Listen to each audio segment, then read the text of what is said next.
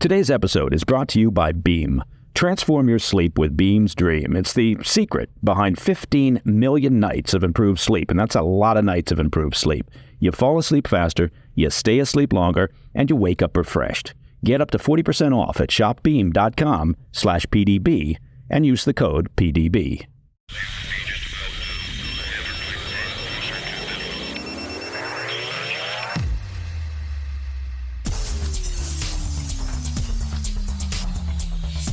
It's Tuesday, 7 May. Welcome back to the PDB Afternoon Bulletin. I'm Mike Baker, your eyes and ears on the world stage. Let's get briefed. First, we'll bring you the latest from the Israel-Hamas conflict as Israel moves to take the Rafah border crossing, and we begin to learn more about the ceasefire agreement announced Monday by Hamas. Also, as the war rages on against Russia, Ukrainian intelligence agents have foiled another assassination plot against President Zelensky, this time by two high-ranking rogue colonels who were allegedly working on behalf of the Kremlin. But first, our afternoon spotlight. Israeli tanks have officially entered the southern Gaza city of Rafah as Israel takes control of the Gazan side of the vital Rafah crossing into Egypt. Now, the capture of the Rafah crossing followed a series of airstrikes by Israel on Hamas-related targets in the eastern part of the city on Monday evening. As we discussed earlier today on the PDB, Israel began ordering tens of thousands of Palestinians to begin evacuating eastern Rafah on Monday to a nearby Israel-declared humanitarian zone along the Gaza coast. While the development represents Israel's furthest offensive action into Rafah, which serves as Hamas's last stronghold, the IDF appears to still be in the preparation phase regarding a full-scale ground operation inside the city. Officials with the IDF said Monday's strikes were, quote, very precise and limited in space, according to a report from the Wall Street Journal.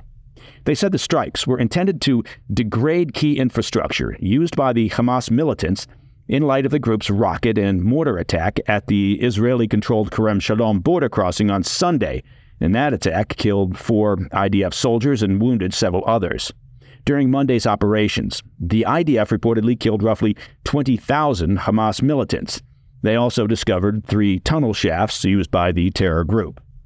It's still unclear how long Israel's targeted operations in Rafah will last, or when Israel may mobilize a full-scale assault in the city. Officials say the campaign is designed to disrupt Hamas's supply networks and increase political pressure on the group to negotiate the release of the remaining hostages.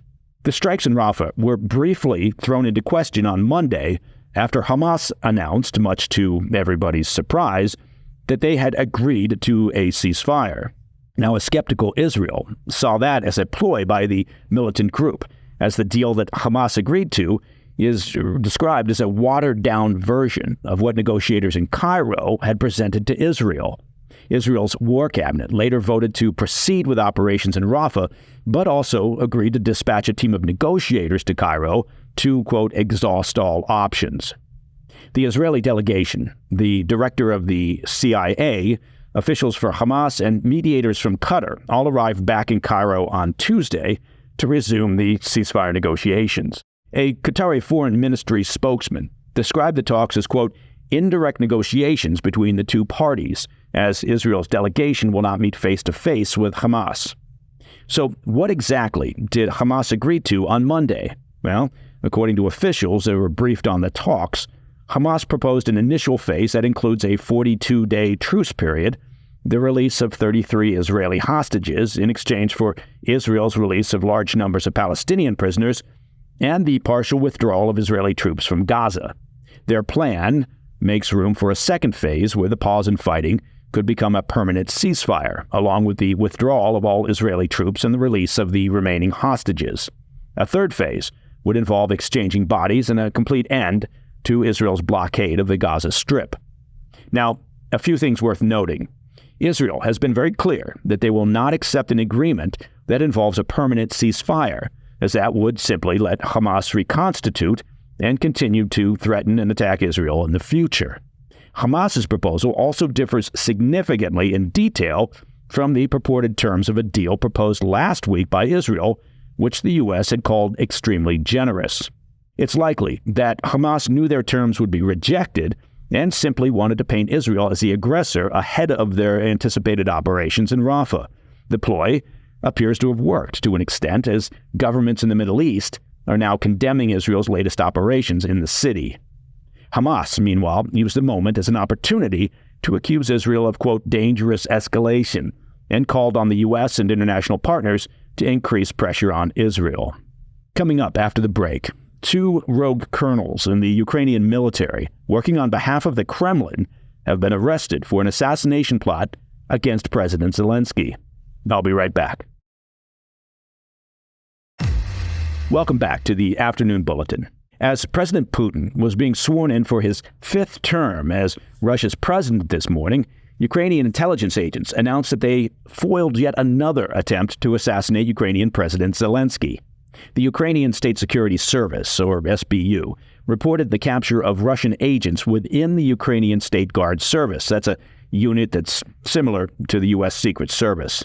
The agents, identified as colonels in the Government Protection Unit, were allegedly recruited by Russia before the 2022 invasion in order to carry out plans to kidnap and assassinate the president and other top military and political officials.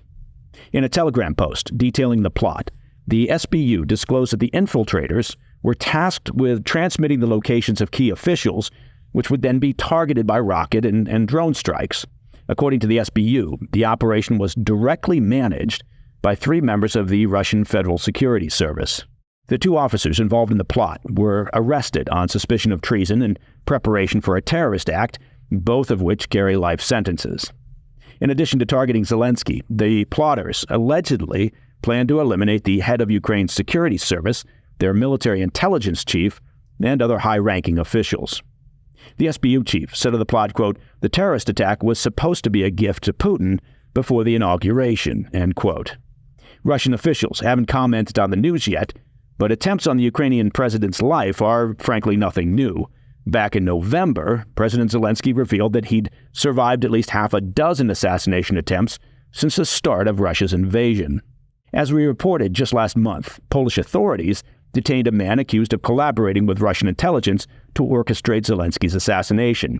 That man was collecting and transmitting information about the security at one of Poland's international airports, where Zelensky frequently enters the country for diplomatic meetings. And that, my friends, is the PDB Afternoon Bulletin for Tuesday, 7 May. If you have any questions or comments, please reach out to me at pdb@thefirsttv.com. And to listen to the show ad-free, be sure to check out our premium membership at pdbpremium.com. I'm Mike Baker. I'll be back tomorrow. Until then, stay informed, stay safe, stay cool.